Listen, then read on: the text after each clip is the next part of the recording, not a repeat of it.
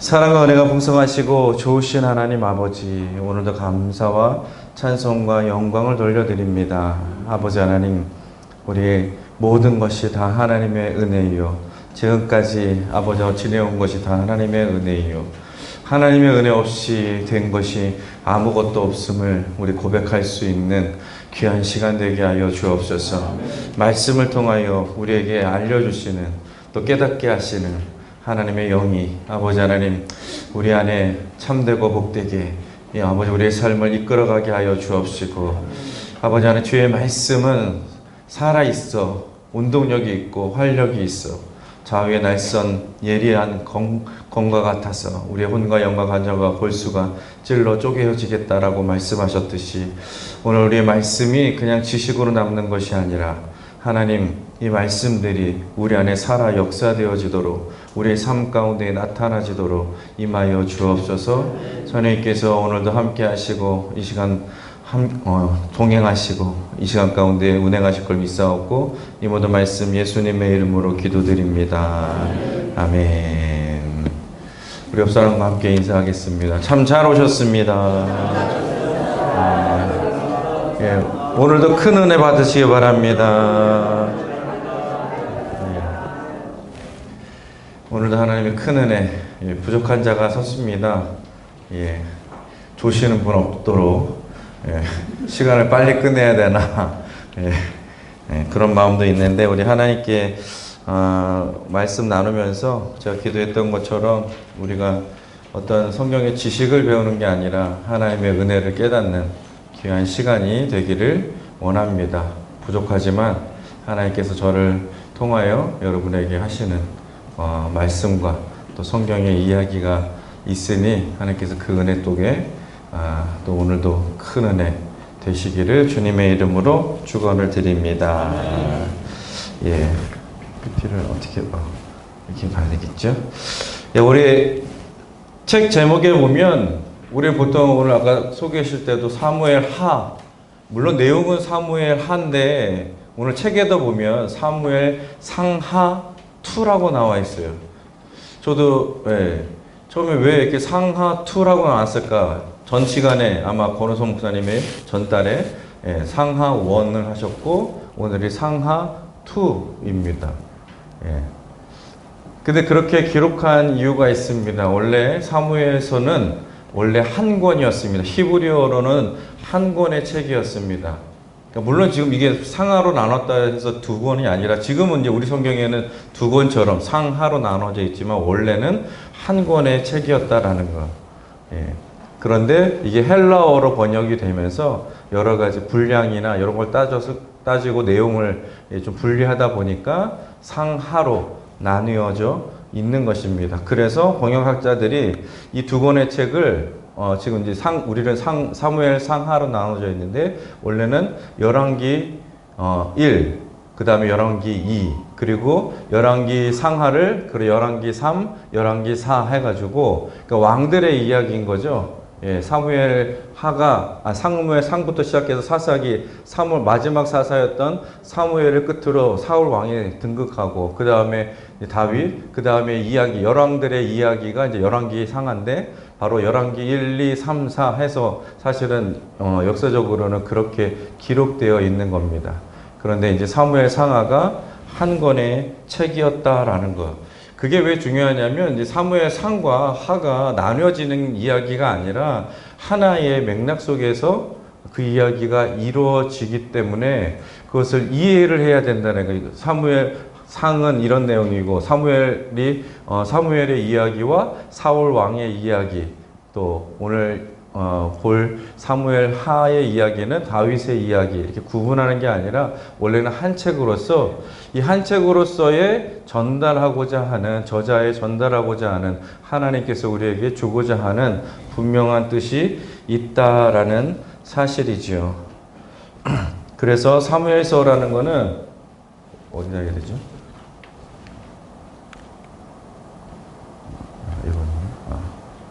사무엘서는 사무엘 상하를 이야기합니다. 사무엘서는 바로 이제 원래 마지막 사사였던 사무엘, 그 마지막 사사를 마지막 사사로 해서 백성들의 요구가 무엇이었습니까? 왕을 세워달라. 그래서 사울 왕을 세우게 되어지는 그러한 과정을 보여주고 있는 것이지요. 그래서 원래는 하나님 그 안에서 지파, 동맹, 부족, 연합 체제였던 그 하나님의 직접적인 관여, 그러니까 사사들을 통해서 직접적인 관여를 통해서 어떻게 보면 12지파가 모여져 이루어지는 신정 체제였었다면 이제는 사울 왕을 요구하면서 사울 왕이 세워지면서 외형적으로는 왕정 체제로 바뀌는, 그러니까 세상의 왕들과 같은 나라, 그런 왕정 체제로 바뀌어지는 것으로 보여주고 있습니다. 그런데 그러한 사울 왕을 선택하는 것도 그렇고 다윗도 기름 부음 받잖아요. 그냥 세상의 나라에서 정치적으로 이렇게 과정을 통해서 왕이 되는 게 아니라 하나님의 기름 부음을 먼저 받고 그 다음에 15년 뒤에 다시 왕으로 등극하는 이러한 과정들. 근데 그 모든 것들이 사울 왕이 패하는 것도 이게 왕정 체제가 됐다고 해서 그냥 세상적인 나라의 그러한 체제 속에 가는 것이 아니라 물론 외형적으로는 왕정 체제, 그러니까 세상의 왕정 체제로 바뀌었지만 결국은 그 안에는 하나님의 역사, 하나님께 순종하고 하나님의 말씀을 따르고 그리고 하나님을 섬기는 그런 왕을 세우시고 또 패하시고 사울 왕을 패하시고 다윗 왕을 세우시는 이런 모든 과정이 하나님의 계획과 섭리와 간섭 속에 있다라고 해서 내면적으로는 신정적 왕정을 보여주고 있는 것입니다. 그러니까 외형적으로는 왕이 세워져서 세상의 나라와 같은 모습을 보여주고 있지만 실질적으로는 신정적 왕정 체제를 보여주고 있는 거죠. 겉으로는 왕정 체제이지만 실질적으로는 하나님의 역사가 계속 개입되어 있는 신정적 왕정 체제를 보여주고 있다라는 것이죠. 그래서 이 사무엘서는 그러한 과정, 그러니까 하나님께서 왕정, 그러니까 어떻게 보면 지금으로 보면 이 나라도 우리가 살아가는 이 땅도 어떻게 보면 세상적인 나라의 정치와 나라의 모습을 가지고 살아가지만 이 모든 것 가운데는 하나님의 계획이 있고 계획이 있고 섭리가 있는 그러한 세상을 살아가고 있다라는 것을 우리에게 알려주고 있는 그러한 사무엘서입니다. 그래서 사무엘 상하에서 오늘은 이제 하의 내용이지요. 내용은 하의 내용입니다. 사무엘 하의 처음 부분은 사울이 죽은 후에라는 말로 시작됩니다.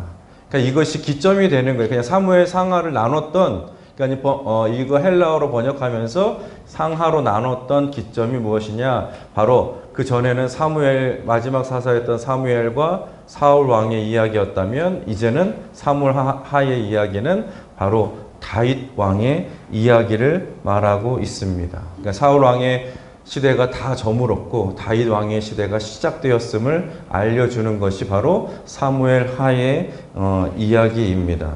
사무엘 하는 전체가 다윗에 대한 스토리인데 크게는 세 개의 그 내용으로 구분해 볼 수가 있습니다.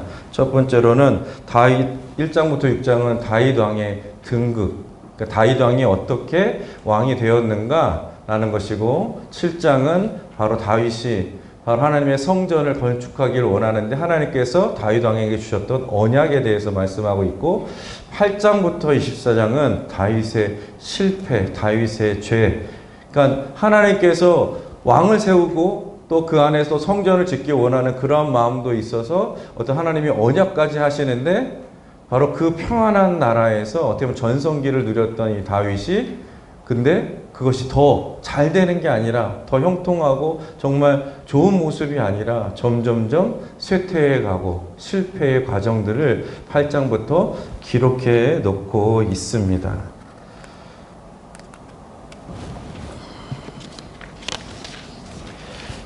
가장 먼저는 1장부터 6장의 다윗 왕의 등극에 대해서 과정을 보여주고 있는데, 사무엘상은 길보아 전쟁에서 사울과 요나단이 죽는 것으로 그 마지막을 사무엘상을 마무리하고 있습니다.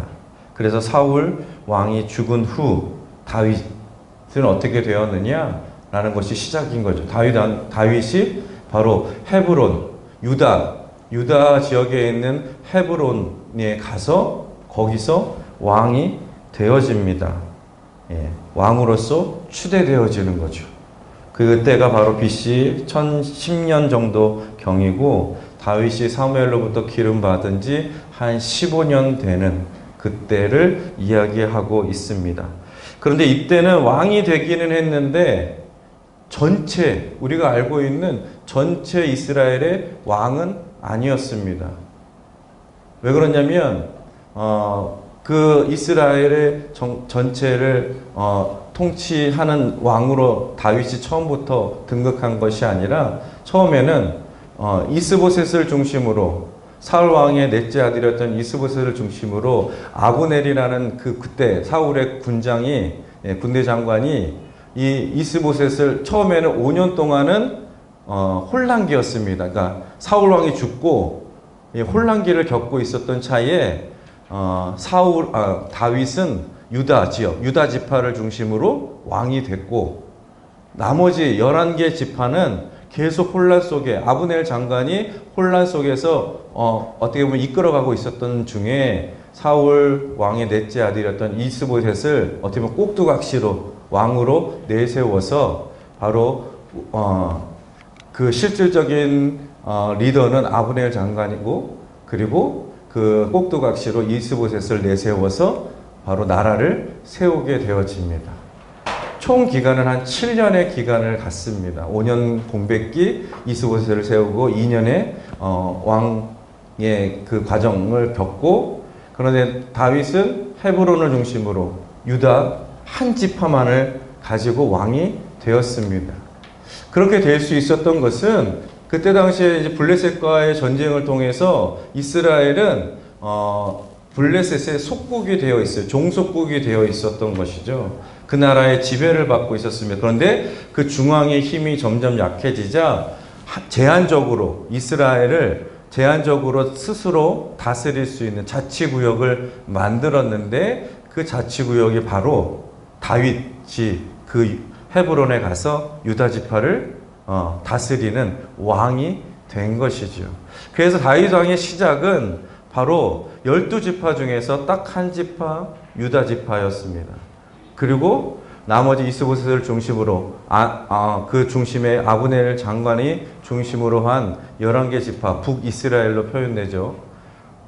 그렇게 나뉘어진 우리가 남과 북이 있는 것처럼 바로 이스라엘도 남과 북으로 나뉘어지는 형국이었습니다. 겉으로 보면은 북이스라엘 11개 지파가 더 힘이 세고, 그 영향력이 더 강할 것으로 여겨질 수밖에 없지 않겠습니까? 다윗이 왕으로 된 유다 지파는 단 한 지파로서 굉장히 외형적으로는 약해 보일 수밖에 없던 상황인데, 근데 하나님께서 다윗 왕을 선택하시고 다윗 왕에게 힘을 실어 주자 사무엘하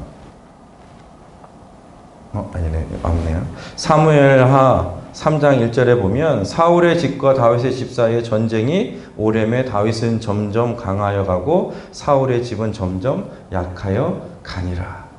아무래도 우리나라 우리 지금 휴전 상태지만 어쨌든 간에 계속 갈등은 초래되어 있고, 그 갈등으로 계속 전쟁이 오고 가고 있었는데, 점점점 전쟁을 할 때마다 그 11개 지파의 북이스라엘은 점점점 약해지고, 오히려 한 지파였던 유다 다윗 왕은 점점점 강해지는, 그래서 어떻게 통일 왕국이 되었느냐라는 것을 들어보면, 이 아브넬이라는 장관이 전쟁을 할 때마다 지고, 전쟁을 할 때마다 우리는 약해지고, 우리는 11개 지파로 외적으로는 어마어마한 힘을 가지고 있는데 자꾸 이 한 지파에 계속 밀리게 되는 것을 본인이 알게 된 것이죠. 이래서는 안 되겠구나. 결국에는 우리가 오히려 약해지겠구나 라는 생각을 가지고 몰래 비밀 협정을 맺으러 아브넬 장관이 다윗 왕을 만나러 옵니다. 그게 바로 남북이 통일되는 시작 기점이었어요. 점점점 우리는 약해지니까, 아브넬 장관은 자기네가 약해지니까, 야, 이렇게 해서는 결국에는 우리가 지고 말겠다. 결국에 질 거면, 그 다윗 왕과 평화 협정을 맺어서 지금처럼 뭐 휴전을 하든지 어쨌든 간에 그런 이득을 보기 위해서 비밀리에 다윗 왕을 만나게 되어지는데, 바로 그렇게 평화 협정을 맺자라고 왔던 이 아브넬 장관을 다윗은 아주 융성하게 대접을 하고 극진하게 대우를 하고 평화 협정을 어느 정도 맺은 상태로 이 아브넬 장관이 돌아가기에 이릅니다. 돌아가는데 갑자기 요압, 그러니까 다윗의 군대 장관이죠. 요압이 바로 이 아브넬 장관을 부릅니다. 부른 이유가 있었습니다. 그것은 그 전에 남북의 전쟁이 있었을 때에 이 요압 장군의 동생이었던 아사헬이 바로 이 아브넬 장군에 의해서 죽게 되어죠. 그러니까 이게 분한 마음이 가라앉지 않았던 거죠. 그래서 평화협정을 맺으러 왔던, 그리고 다윗 왕도 극진하게 대접해서 정말 이제 평화 무드가 계속 익어가는 거죠. 남북 통일이 될 직전에 이르렀던 것이죠. 그런데 이 요압이 그 복수심에 그 아브넬 장관을 죽이게 되어집니다.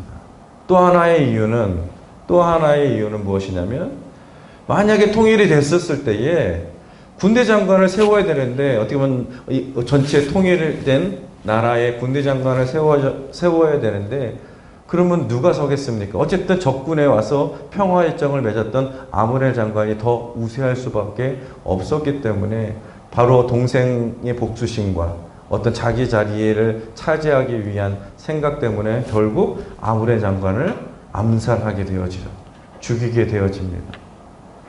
사실은 순조롭게 평화 통일이 될 수 있었던 상황인데 갑자기 상황이 급전하게 되어집니다. 왜냐하면 평화협정을 맺으러 갔던 이 장관을 죽였으니 북쪽에서는 당연히 그것을 곱게 볼 수 없는 것이죠. 아니, 평화협정을 맺으러 갔던 사람을 죽였으니 분란이 날 수밖에 없는 상황이었던 것입니다. 그래서 이 평화 조약이 깨지고 남북 통일이 깨질 수밖에 없는 그 위기 상황에 다윗은 어떠한 선택을 하였느냐? 바로 애도 정치를 펼칩니다. 애도 정치라는 건 뭐냐면 말이 정치지, 어쨌든 간에 이 아브넬이 죽자 그를 위해서 애통하며 눈물 흘리며 슬퍼하며 고통 가운데 있었다라는 것입니다. 사무엘하 3장 31절 32절에 보면, 다윗이 요압과 및 자기와 함께 있는 모든 백성에 이르되 너희는 옷을 찢고 굵은 배를 띠고 아브넬 앞에서 애도하라 하니라. 다윗 왕이 상여를 따라가 아브넬을 헤브론에 장사하고 아브넬의 무덤에서 왕이 소리를 높여 울고 백성도 우니라. 뭐 어떻게 이거를 해결해야 될까? 어떤 뭐 정치적으로나 외교적으로나 뭐 이거를 해결하기 위한 방법을 쓴 게 아니라 이 아브넬 장관을 위해서 오히려 눈물을 흘렸다라는 거죠. 물론 정치인이라면 울지도 않았을 테고, 사람이 있으면 아이고 울겠지만 사람이 없으면 울지 않았을 거 아니겠습니까? 그런데 다윗은 그런 것은 아니었습니다. 그러니까 말 그대로 정치적으로 이용했던 게 아니에요. 그냥 진심으로 이 아브넬이 죽은 것에 대해서 슬퍼하며 애통하며 금식하며 고통 가운데 있었습니다. 처음에는 사람들이 쇼한다 라고 생각하지 않았겠습니까? 야, 왕이 쇼한다. 자기네가 죽여놓고 요압을 시켜가지고 다윗 왕이 죽여놓고 자기가 우는 척하면서 쇼한다라고 생각했는데, 그게 울음이 그치지 않는 거예요. 그 슬픔이 그치지 않는 거예요. 그것을 지켜봤던 많은 사람들과 신복들과 또 북이스라엘에서 보았던 11개 지파가 바로 그의 애도하는 모습을 보고, 그가 슬퍼하는 모습을 보고, 그 자신의 모든 것을 다윗에게 맡기게 되어지는 것이죠. 바로 통일의 과정이 자칫 유압 때문에, 유압 장관 때문에 어긋날 수 있었는데 그것을 또 힘으로, 어떤 권력으로, 왜냐면 군대 장관을 죽였으니 어떻게 보면 밀어붙일 수도 있잖아요. 힘으로 밀어붙이자 거기에는 어떤 지휘관이 없으니 그럴 수 있는데 다윗은 애도하는 마음, 그냥 진실된 마음으로 그 모든 것을 해결하고자 애썼다라는 것이죠. 그럼으로써 바로 그가 온 이스라엘의 왕이 될 수 있었던 것은 바로 억지로 사람의 힘이 아니라 권력이 아니라 어떤 지식이 아니라 바로 그 모든 것을 진심으로 대하고 진심으로 하나님을 믿음으로 나아갔을 때에 하나님께서 그를 통일 왕국의 왕으로 삼으셨다라는 것입니다. 그래서 사무엘 하의 시작도 다윗의 애도로 시작합니다. 사울 왕과 그 요나단이 죽은 그 소식을 듣고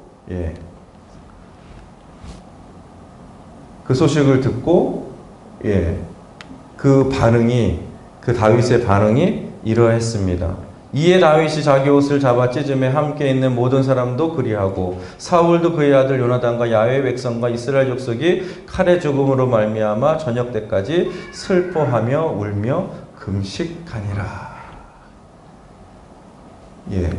이것은 아브넬 장관이 죽었을 때 정치적으로 이용하려고 했던 모습이 아니라 바로 처음부터, 어떻게 보면 처음부터 그는 그런 진실된 마음으로, 그러니까 그가 골리앗을 쓰러뜨렸을 때 하나님을 믿음으로 나아갔던 것처럼 그가 왕이 되는 모든 과정도 하나님께 맡겨드리고 그냥 자신은 진실대로 진심으로 이 모든 것을 대했다라는 것입니다. 그랬을 때에 하나님은 그를 진정한 통일 왕국의 왕으로 삼으셨다라는 것입니다. 그는 그 모습이 사울 왕과 요나단에게만 해당되는 것도 아니고 아브넬 장관에게만 해당되는 것도 아니고 바로 그는 그러한 마음을 가지고 모든 사람을 대했음을 말하고 있지요. 나중에 요나단의 아들인 무비보셋을 찾았을 때에도 그를 어떻게 보면 적군, 상대방의 아들임에도 불구하고 우리가 잘 알듯이 극진하게 보살펴주고 지켜주고 그를 그의 대접에 맞는 그런 대접을 해줬던 것처럼 그는 언제나 진실된 마음으로 그 정치를 해 나갔음을 보여주고 있는 것이죠. 그럼에도 불구하고 그는 자신의 힘을 이용하지도 않고 자신의 가진 권력을 이용하지 않고 자신의 가지고 있는 능력을 이용하지 않았음에도 불구하고 결국 그는 통일 왕국의 왕이 되었다라는 것, 이것이 중요한 것이지요. 우리는 어떤 일을 할 때에 뭔가 내 힘으로, 내 지식과 능력과 어떤 힘으로 그것을 성취해내려고 애쓸 때가 많이 있다라는 것이죠. 그러나 하나님의 뜻이 그 안에 있으면, 하나님의 계획이 내 삶 가운데 있으면 내가 굳이 그거에 힘쓰지 않아도, 굳이 내가 애쓰지 않아도, 굳이 내가 그런 어떤 생각을 해내지 않는다 할지라도 하나님은 그 자리에 세워 주신다라는 것입니다. 바로 다윗이 그런 모습을 보여주고 있습니다. 사울 왕이 자기를 쫓을 때에도 기름 부음 받은 자이기 때문에 죽이지 않았습니다.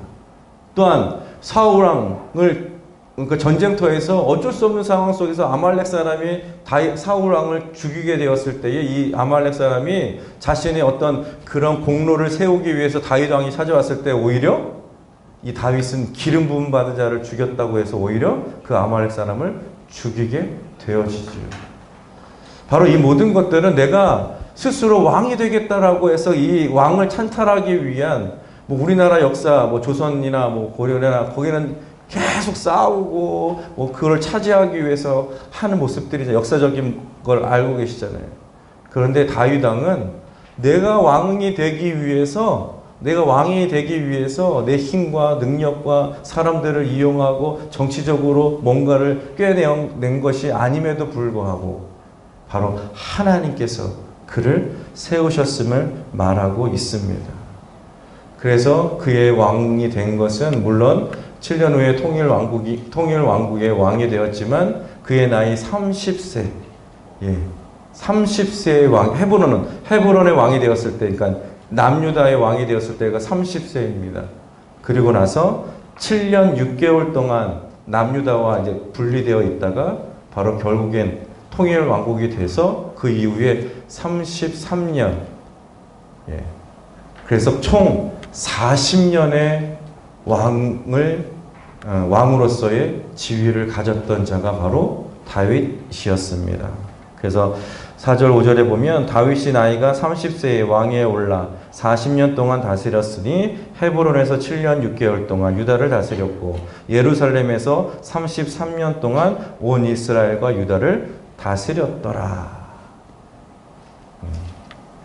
바로 하나님, 그가 힘쓰지 않았는데도 불구하고 하나님이 그 자리를 세우시고 남유다만 그 한 지파의 왕이었는데 오히려 그는 나중에 11개 지파를 다 해서 12개 지파의 왕으로 등극하게 되었다라는 거예요.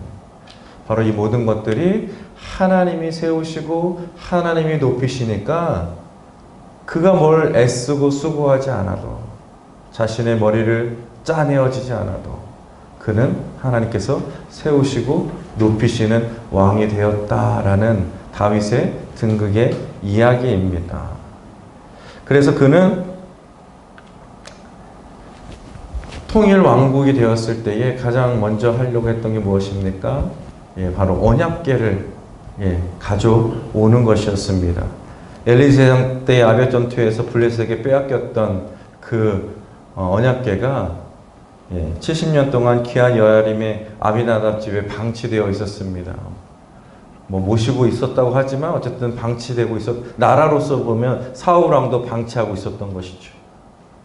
언약궤를 소중히 여기지 않았다라는 거예요. 그런데 다윗은 그것을 귀하게 여겨 그것을 모시고 오고자 했습니다. 그 이유는 바로 통일은 됐지만 어쨌든 생각도 다르고 어떤 주장도 다르고 결국에는 이 언약궤를 모셔옴으로 야훼 신앙으로 이 모든 것을 하나 되게 하기 위해서 겉으로 왕국은 통일되었지만 결국 아직도 그 안에 있는 분쟁과 분열 속에 있을 때에 바로 이 언약궤 야훼 신앙을 다시 회복하여서 하나 되는 민족을 삼고자 또 하나님을 온전히 자기가 힘으로 이 자리에 서 있는 것이 아니라 하나님께서 이 자리에 세우셨음을 그가 알기에 바로 언약궤를 그의 집으로 모셔드리고 있습니다. 그것은 바로 이 나라는 어떠한 나라냐? 지금 우리가 통일된 이 이스라엘은 어떠한 나라냐는 것을 백성들에게 보여주고자 하는 것이었어요. 무엇입니까? 바로 하나님이 다스리시는 나라라는 거예요. 하나님의 말씀의 중심에 선 하나님의 나라임을 온 백성에게 보여주는 것이죠.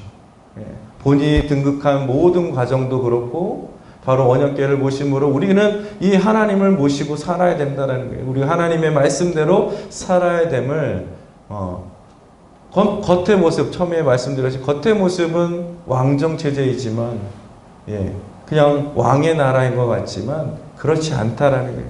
내가 세워진 것도 하나님의 세우신 것이고 우리가 앞으로 살아가야 할 이 나라도 하나님의 백성이 되어야 됨을 그것을 언약궤를 들여옴으로 그것을 보여주고 있는 것입니다.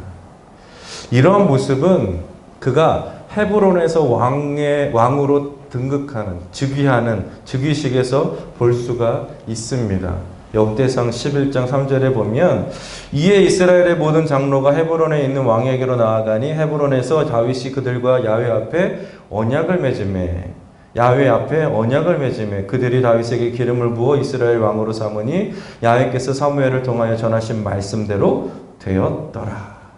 왕의 즉위식입니다. 그리고 헤브론에서 처음 통일왕국이 아닌 처음 왕으로 등극할 때의 즉위식인데 그 즉위식을 할 때에 다윗은 야훼 하나님 앞에서 언약을 하고 있습니다. 보통 왕정 체제는 어떻습니까? 왕과 백성만이 있기 때문에 백성들 앞에서 그거 선서하고 언약을 맺으면 되는데 다윗은 야훼 앞에 언약을 맺었다라고 말하고 있지요. 바로 우리가 대통령 취임식 때 당선자는 우리나라만이 아니라 대부분의 나라는 바로 이 자신을 세워준 대통령을 세워준 백성 앞에 손을 들고 어떻게 보면 선서하잖아요. 선서. 언약을 하지요. 어떻게 보면 계약을 맺는 거예요. 내가 이제는 당신들의 대통령이 되고 당신들은 나의 어떻게 국민이 되어서 앞으로 뭐 잘하겠다 뭐 이런 선포하는 거잖아요. 근데 미국 대통령의 취임선은 여러분 잘 알고 있듯이 다릅니다. 그들은 성경책에 손을 얹고 취임 선서를 하게 되어지는데 이거는 미국 헌법에서 정한 것이 아니라 그냥 초대 대통령이었던 조지 워싱턴 1789년에 조지 워싱턴이 성경책에 손을 얹고 그가 첫 대통령으로 대통령식을 했던 그때를 기점으로 그 이후에 모든 대통령이 미국의 대통령들은 성경책에 손을 얹고 선서를 하게 되어집니다. 지금 바이든 이전에 미국 대통령이었던 트럼프도 그가 2개의 성경책에 얹고 선서를 하는데 첫 번째로는 에이브럼 링컨 대통령이 1961년에 취임식 당시에 사용했던 성경책 하나 그리고 어머니가 자신에게 줬던 성경책 하나 2개의 성경책 위에 손을 얹고 선서식을 합니다. 또 이후에 바이든 대통령은 1893년부터 내려져 온 성경에 손을 얹고 선서식을 합니다. 물론 대통령들이 어떠한 마음으로 뭐 지금 다윗과 같은 마음은 아닐지라도 어떤 그런 모습은 정말 그들도 뭐 다 실질적인 마음은 어떤 마음인지는 모르죠. 그러나 어쨌든 간에 그 미국이라는 나라가 어떻게 세워졌는지를 보여주고 있는 것이죠. 바로 기독교, 청교도인들의 그 믿음 위에서 바로 그 미국이 세워졌음을 보여주는 장면입니다. 바로 그냥 국민과 대통령 둘만의 쌍방의 계약이 아닌 바로 하나님 앞에서 그들도 계약하고 언약을 맺고 있다라는 거예요. 바로 다윗은 바로 3자 언약을 맺고 있는 것입니다. 하나님과 백성과 나는 바로 여러분이 나를 세운 것이 아니라 하나님이 나를 세운 것이고 여러분들도 하나님의 백성이 되어서 우리나라는 바로 하나님 앞에서 우리가 함께 언약을 맺고 언약의 백성이고 언약의 관계임을 바로 그의 왕의 즉위식에서 보여주고 있는 것입니다. 그것이 결코 우연이 아니라 사울이 죽었기 때문에 다윗이 왕이 된 것이 아니라 이 모든 것들이 하나님의 계획과 섭리 가운데 이루어졌음을 보여주고 있습니다. 역대상 11장 3절 말씀의 끝에 이렇게 얘기하죠. 야훼께서 사무엘로 전하신 말씀대로 되었더라. 우연하게 된 것이 아니라 왕이 없어서가 된 것이 아니라 바로 하나님은 모든 계획 속에 바로 나를 세웠음을 공표하고 있는 것입니다. 또 하나님의 계획과 주권이 있었음을 역대상 11장 2절에 이렇게 말씀하고 있습니다. 왕의 하나님 야훼께서도 왕에게 말씀하시기를 내가 내 백성 이스라엘의 목자가 되며 내 백성 이스라엘의 주권자가 되리라 하셨나이다 하니라. 바로 하나님이 우리의 주권자가 되십니다. 그렇기 때문에 나는 하나님 앞에 언약을 왕으로서의 선서를 하고 바로 백성들도 하나님 앞에서 하나님의 백성임을 우리가 선포해야 됨을 보여주고 있는 것입니다.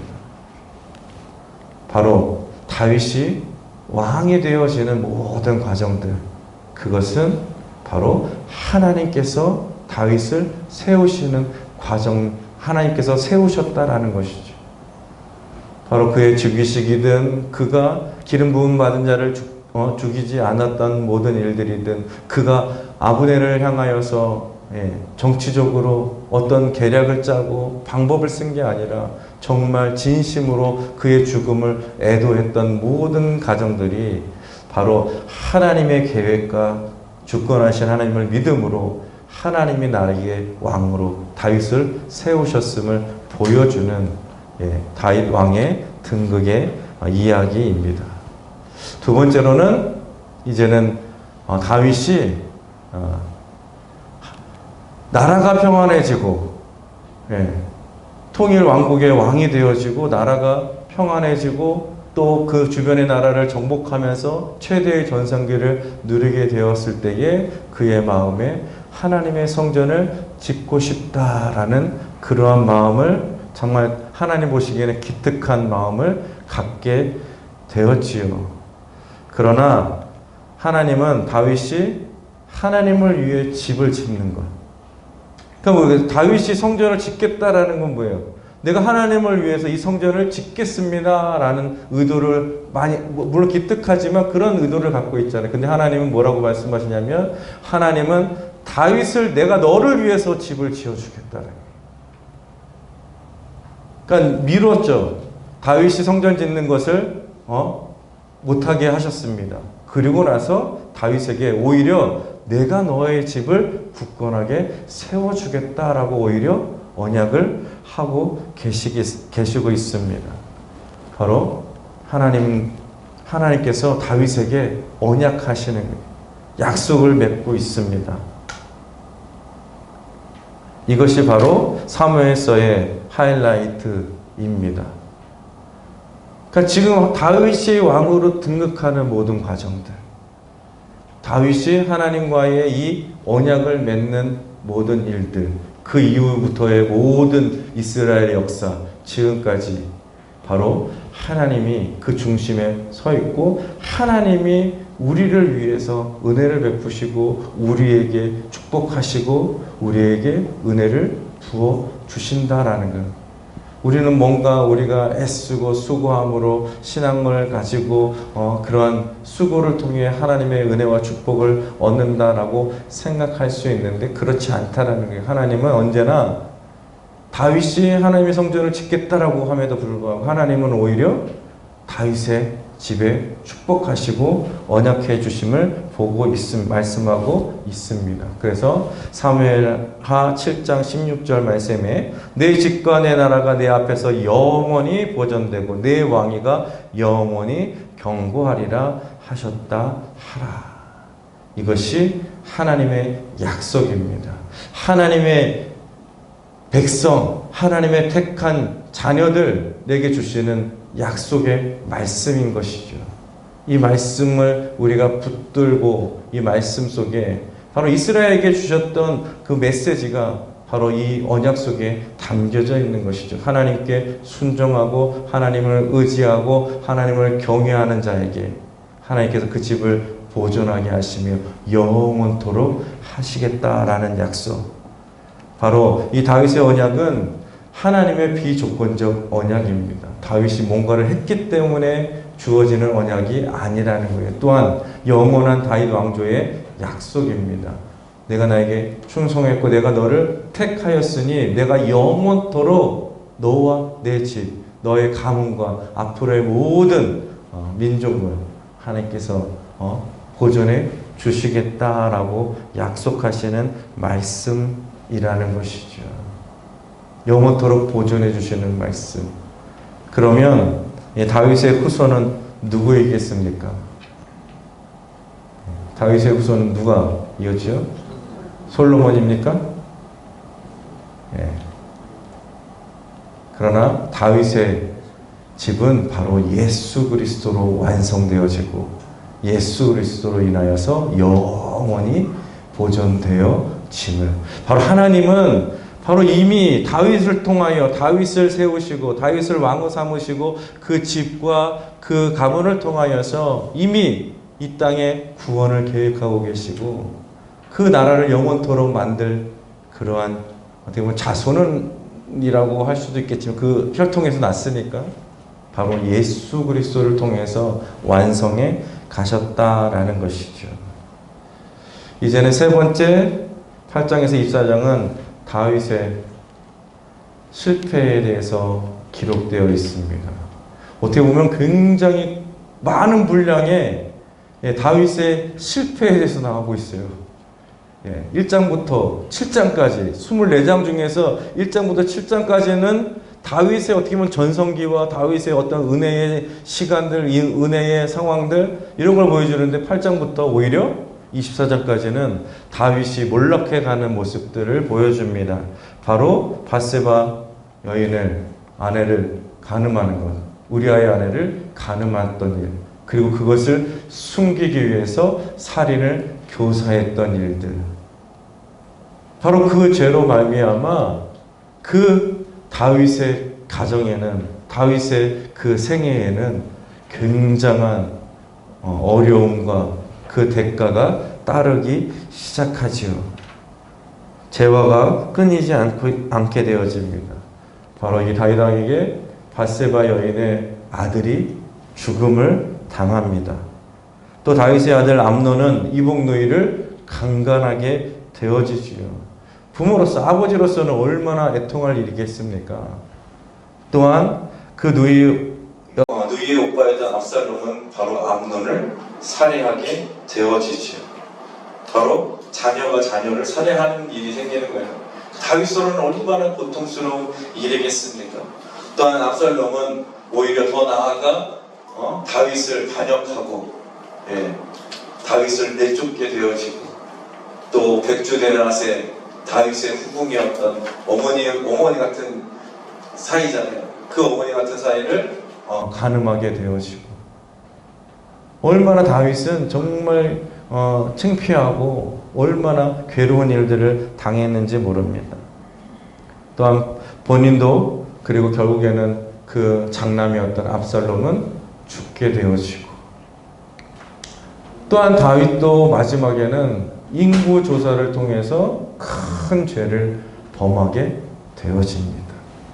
바로 다윗이 6장, 7장까지 막 상승세를 고르면서 정말 훌륭한 왕으로 보여지는데, 갑자기 8장부터 계속 쇠퇴하면서 결국에는 인구조사로 큰 재앙을 맞게 되어지죠. 인구조사를 할 때에도 그 요압 장군도 다윗에게 이렇게 이렇게 충언을 합니다.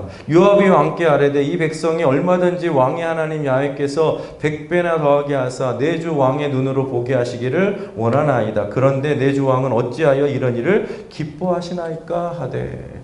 인구조사하는 것에 대해서 요압도 뻔히 알았다는 거예요. 그가 교만함으로 자신의 군사가 얼만큼인지 세상에 보여주기 위해서 조사한다라는 것을 요압도 알았다라는 거예요. 그래서 굳이 그렇게 세하리지 않아도 하나님께서 만약에 능력을 주시고 힘을 주시면 이전과 같이 항상 하나님께서 더 힘을 갖게 하시고 더 군사력도 세게 하시고 그 전쟁에서 승리케 하실 텐데 무엇하러 인구조사를 합니까? 라고까지 충언을 드렸음에도 불구하고 다윗은 밀어붙이죠. 결국에는 다윗은 가선지자를 통해서 지적받게 되어지고 그 죄에 대해서 회개하기에 이르게 되어집니다. 이것이 어떻게 보면 우리에게도 참 교훈이 되고 훌륭한 본받을 점이 되지요. 지적당하면 회개하는 것. 그는 철저히 회개합니다. 10편과 32편, 51편에 그의 모습에 대해서 보여주고 있는데 32편 3절에서 5절 말씀은 내가 입을 열지 아니할 때에 종일 신음하므로 내 뼈가 쇠하였도다. 주의 손이 주야로 나를 누르시오니 내 진액이 빠져서 여름 가뭄에 마는같이 되었나이다. 내가 이르기를 내 허물을 야훼께 자복하리라 하고 주께 내 죄를 아뢰고 내 죄악을 숨기지 아니하였더니 곧 주께서 내 죄악을 사하셨나이다. 내가 종일 터렁 씨름하고 있습니다. 내 몸이 마르고 있습니다.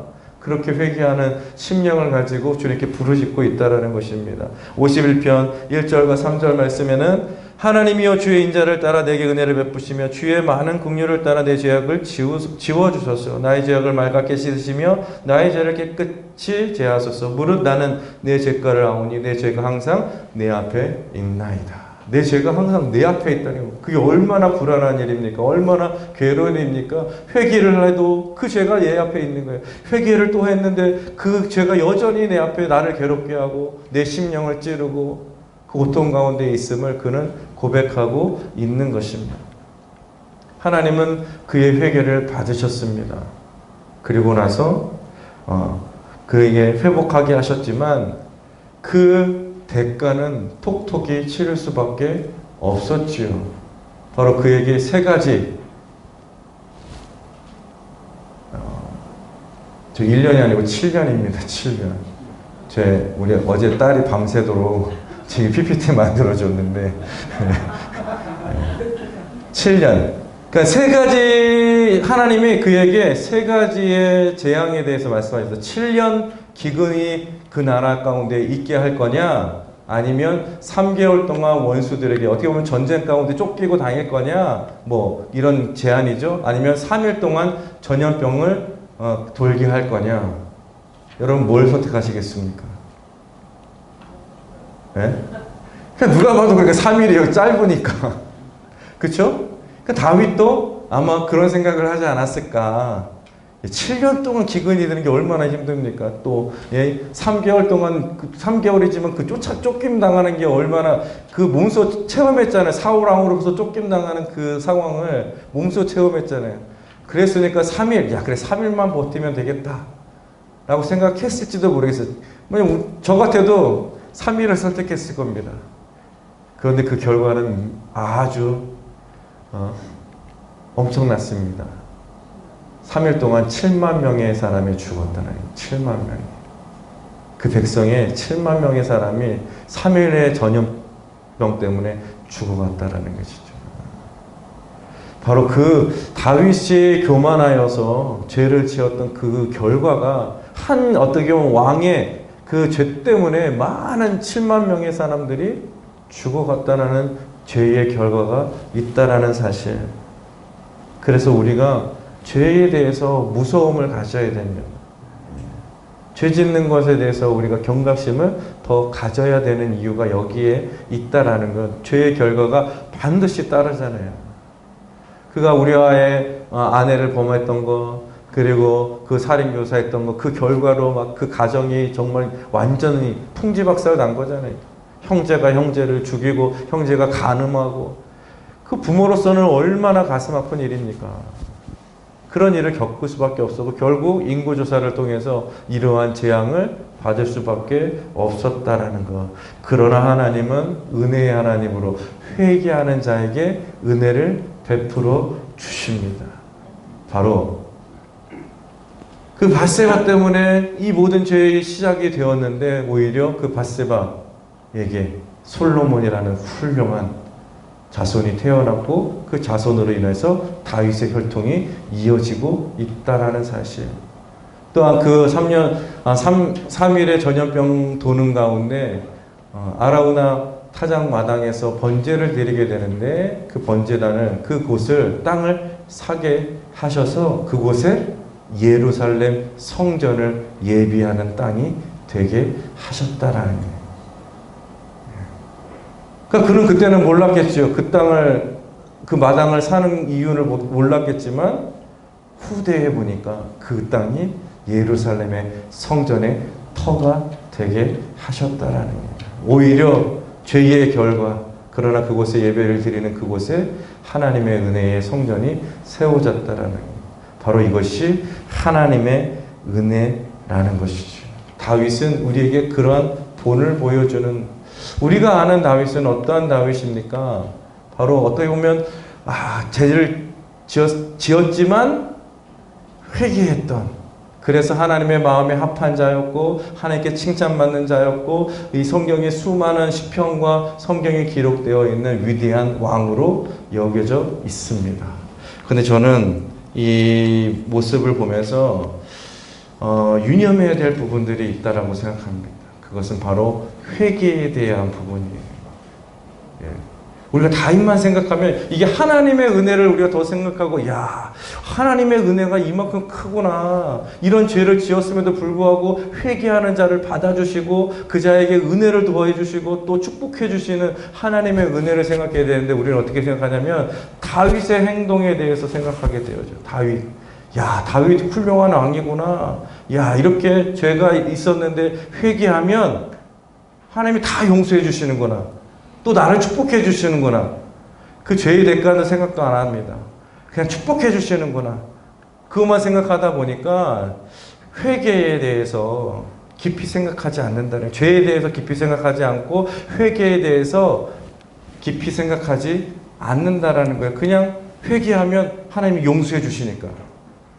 그 죄를 막 범하고 그냥 나는 회개하면 되겠지 라는 잘못된 생각을 갖게 만든다는 거예요. 다윗만 생각하면, 다윗에게 주셨던 하나님의 은혜를 생각해야 되는데 그게 아니라, 야, 다윗처럼 나도 그러면 회개하고 하나님의 축복받고 내가 언제 죄를 언제든 범하든 내가 회개만 하면 하나님이 다 용서해 주시는구나. 그래서 죄에 대해서 심각하게 생각하지 않는 경향들이 있다라는 거예요. 여기 말고 저기 다른데. 네. 근데 굉장히 조심해야 됩니다. 우리가 다윗을 굉장히 위대하게 생각하잖아요. 우리는 다윗 왕을 이스라엘 유대인도 그렇지만 우리 기독교인들도 다윗에 대해서는 정말 존경하고 어떻게 보면 믿음의 신앙의 선조로 여기고, 왜냐면 그 혈통으로 인해서 예수 그리스도 나오고 어쨌든 그런 축복이 계속 이어지기 때문에. 그러나 다윗을 생각하는 것은 바로 인본주의적인 신앙이라는 거예요. 인본주의. 그게 잘못 적용이 될 수 있다는 거예요. 그러니까 죄에 대해서 간과할 수 있다는 거예요. 여러분 카톨릭의 고해성사 아시죠? 고해성사. 그 카톨릭 성도들은 이게 의무예요. 의무. 가서 고해성사하고 신부한테 가서 고해성사하고 그게 내 죄를 씻었다라는 어떤 의무예요. 꼭 해야 되는, 한 해마다 계속 해야 되는 의무인데, 그게 물론 그런 것에 대해서 죄에 대해서 심각성을 가지고 그렇게 하면 어떻게 보면 더 나은 신앙인이 되겠지만, 그렇지 않고 그냥 그래 내가 신부한테 가서 고해성사하면 되겠지.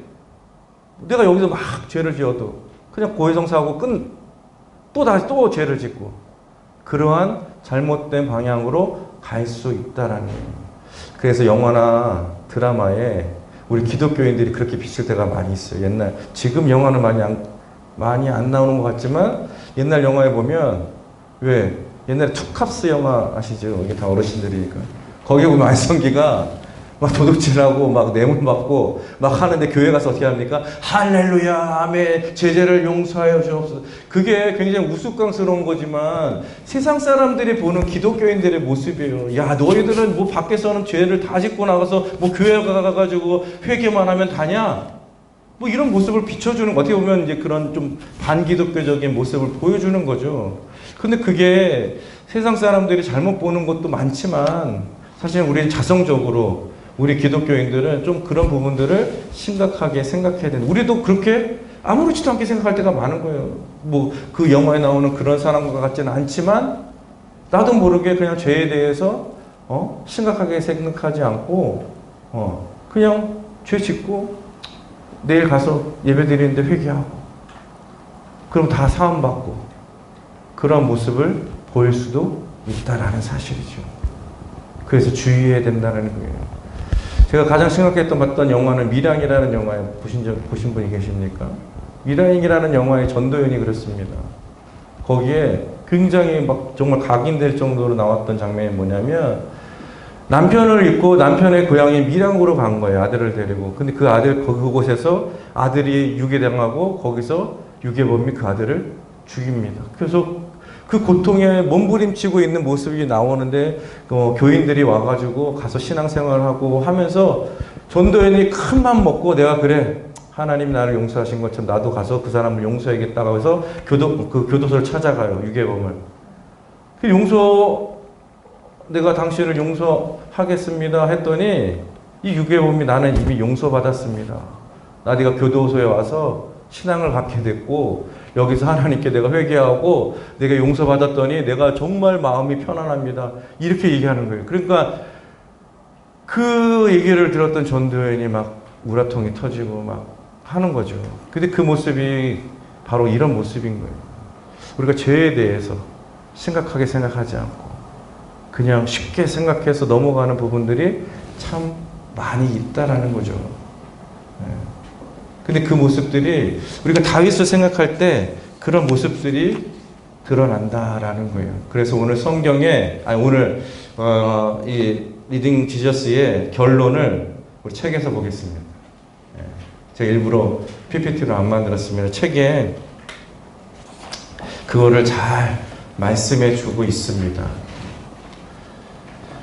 책 보면 120페이지 마지막 오늘 사무엘 상하 2편의 마지막 부분입니다. 그 마지막 부분에 120페이지에 보면 다윗은 좋은 사람일까요? 나쁜 사람일까요? 라고 시작하면서 이 글을 시작합니다. 그러니까 우리는 다 좋은 사람으로 생각하죠. 여기 기록되어 있듯이 다윗은 뛰어난 군사 전략가요. 세 번째 줄에 유능한 정치인이요. 국가를 잘 통치한 탁월한 행정가요. 감성이 풍부한 시인이며 음악가였습니다. 또한 그는 하나님과 친밀한 관계를 누리며 타인의 복지를 위해 자비를 베풀 줄 알았으며 죄를 지적받을 때에 즉시 회개할 줄 알았고 성전과 제사 같은 종교 문제에도 깊은 관심을 보였습니다. 한마디로 훌륭한 사람이었다라는 것이죠. 그런데 그가 정말 훌륭한 사람이었는가? 물론 회개하고 진심으로 회개하고 하나님께 용서받고 하나님의 축복을 받은 그러한 믿음의 선조인데 오늘 사무엘 상하에서 보여주는 사무엘 상하에서 이 저자가 우리에게 알려주는 모습은 다윗이 그렇게 훌륭했고 훌륭했기 때문에 위대한 왕이다라고 말하고 있는 게 아니라는 거예요. 7장까지는 그랬습니다. 근데 8장부터는 24장까지 거의 3분의 2가 그의 죄에 대해서 묻고 있습니다. 그의 잘못에 대해서 묻고 있습니다. 결국 사람은 완전하지 않다라는 거예요.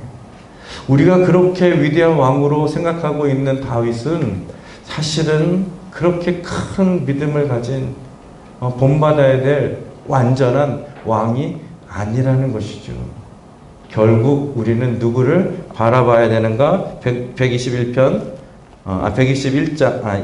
1페이지 그 하단 시작할 때 보면 물론 골리앗과의 싸움에서 나타나 다윗의 모습은 매우 훌륭합니다.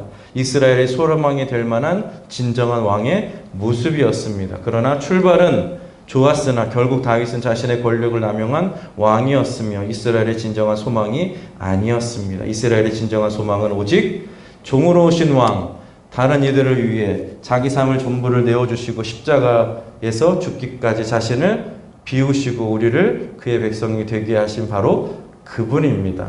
우리는 다윗을 통해 궁극적으로 그리스도를 바라보아야 됩니다. 우리는 성경 속에서도 결국에는 다윗 왕이라는 어떤 위대한 것을 많이 보게 됩니다. 그의 죄에 대해서 심각하게 생각하지 않고 그의 위대함만을 생각할 때 있어요. 왜냐하면 나도 그렇게 되고 싶으니까요. 나도 다윗과 같은 그런 믿음 가지고 그런 축복을 받고 그런 위대한 사람, 그런 믿음을 가진 자가 되길 원하기 때문이죠. 그러나 그 모든 것들은 내가 이루는 것이 아니라 하나님이 이루어 주신다라는 겁니다. 그렇기 때문에 주님을 바라봐야 되고 주님을 나의 진정한 이 시작의 제목이 무엇입니까? 진정한 왕을 소망하며잖아요. 진정한 왕은 누구신가? 바로 예수 그리스도. 예수님만이 나의 왕이 되심을 세상에 어떤 것도 기대지 말라라는 거예요. 아무리 훌륭한 사람도 아무리 훌륭한 믿음의 사람도 예수님보다 완전할 수 없으니 우리가 바라봐야 대상은 우리가 왕으로 여길 대상은 오직 예수 그리스도밖에 없다라는 사실. 바로 사무엘 상하 사무엘서는 그것을 우리에게 알려주고 있는 거예요. 그 이후에 열왕기도 마찬가지입니다. 사울왕도 처음에는 시작은 좋았으나 끝이 안 좋았습니다. 다윗 그렇게 훌륭한 다윗도 사실 시작은 좋았으나 끝이 사실은 좋은 게 아니에요. 물론 그 혈통에서 영원토록 보존해주고 언약을 받았기 때문에 그나마 그 은혜가 있는 것이지, 그것이 하나님의 은혜라는 거죠. 그 이후에 나오는 11개에 나오는 모든 왕들이 그랬어요. 처음에는 다 좋았습니다. 히스기야, 우리가 너무나도 위대하다고 생각하는 히스기야도 처음에 신앙이 뜨거웠을 때는 정말 하나님께 기도했을 때 15년이라는 연장을 받았는데, 그 이후에는 보면 성경 기록을 그 다음에 보면요, 나중에 또 배우시겠지만 그도 신앙을 몰락하게 되어집니다. 결국 심판받아 죽게 되어집니다. 네. 우리는 그 앞부분만 얘기하잖아요. 신앙이 좋았을 때만 얘기해요. 다윗도 마찬가지, 신앙이 좋은 것만 바라봐요. 그러나 하나님은 성경을 통해서 무엇을 얘기하느냐? 바로 사람은 언제나 불완전하고, 우리가 사람을 바라봐서는 안 되고, 어떤 세상이 아무리 위대한 그게 목사님이든 누구든 예수님보다 완전할 수 없다라는 사실입니다. 오직 예수님만 바라보고 예수님을 우리의 주인으로 왕으로 여기는 우리 귀한 성도님들 되셔서 정말 하나님이 주시는 참된 은혜와 축복을 누리는 우리 성도님들 되시기를 주님의 이름으로 축원드립니다.